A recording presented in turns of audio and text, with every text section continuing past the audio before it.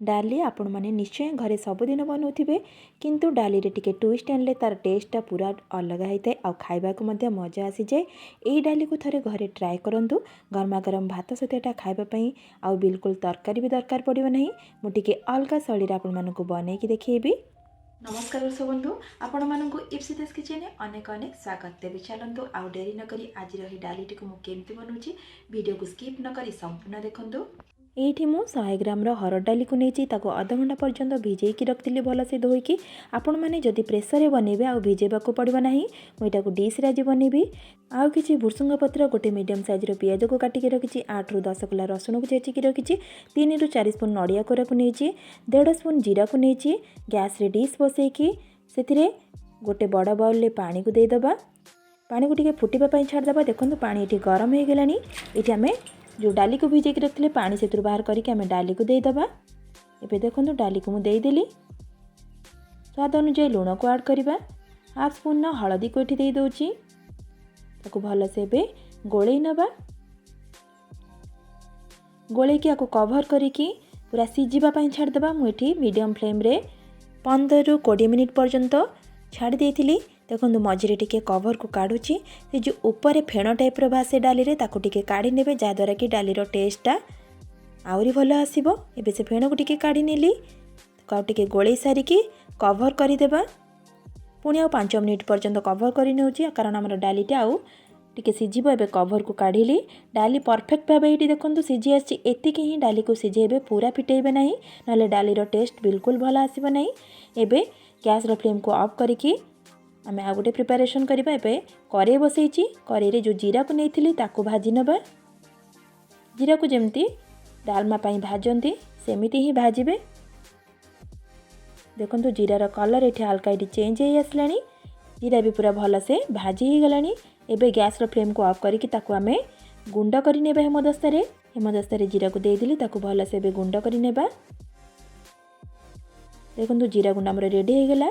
Gas रे कड़ाई बसैकी से सोरिष तेल को दे दोची। मुठी 2 स्पून सोरिष तेल ऐड करुच्ची। एटा को सोरिष तेल बनइबे बहुत टेस्ट भल आसीबो। 2टी कंचा लंका को ऐड करुच्ची। गोटे चमच सोरिष को दे दोची। ताको टिके फुटिबा पई भल से छाड़ी देबा।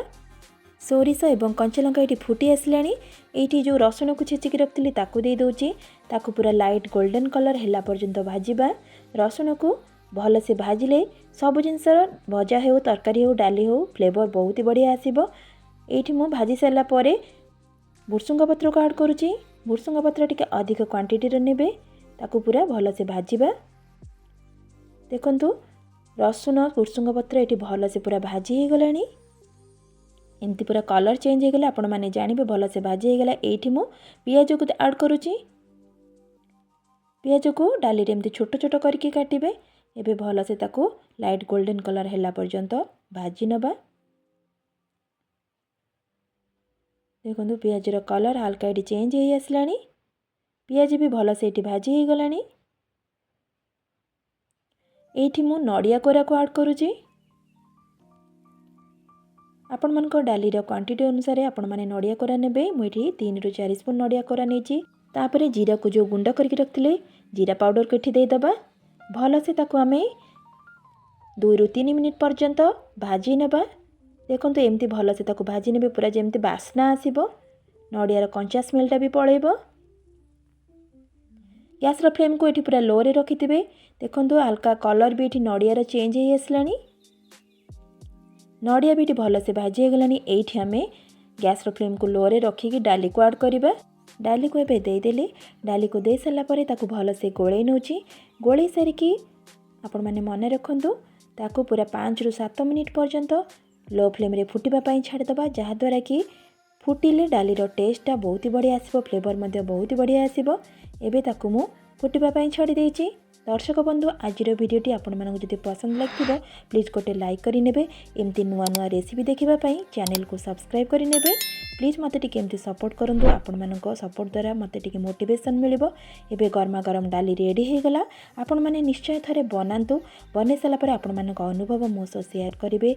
एही प्रोसेस रे थरे बनेकी घर लोकन को सर्व करंतु। से मानकु बहुत पसंद आसीबो।